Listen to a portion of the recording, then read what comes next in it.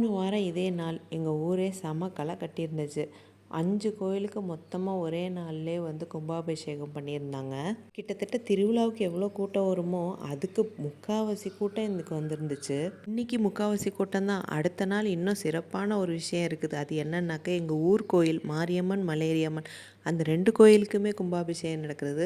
அதுக்காக எந்தெந்த ஊர் எந்தெந்த நாட்டிலேருந்து கூட வந்துடுவாங்க எல்லாரும். காலையில் 5 மணிக்கு ஆரம்பித்தது. யாரும் பனியையும் பார்க்கல வெயிலையும் பார்க்கல. 5 மணிலேருந்து 12 மணிக்கு வரைக்கும் ஓடுனுச்சு. அங்கேயே கோயிலே சாப்பாடெல்லாம் வாங்கி சாப்பிட்டுட்டு வீட்டுக்கு வந்தோன்னே பிரியாணி ஒரு கட்டு கட்டிட்டு ஈவினிங் முளைப்பாரியை பார்க்குறதுக்காக கிளம்பியாச்சு. எங்கள் ஊரில் இருக்க மொத்தம் 2 கிராமமும் சேர்ந்து முளைப்பாரியை கிட்டத்தட்ட ஒரு 5 கிலோமீட்டர் இருக்கும். அவ்வளோ தூரம் கையிலே தூக்கிட்டு நடந்து வந்தாங்க எல்லாரும். கோயிலில் இறக்கி வச்சுட்டு அடுத்த நாள் கும்பாபிஷேகம் முடிஞ்சதுக்கப்புறம் அதை சாயங்காலம் குளத்தில் கரைச்சிருவாங்க.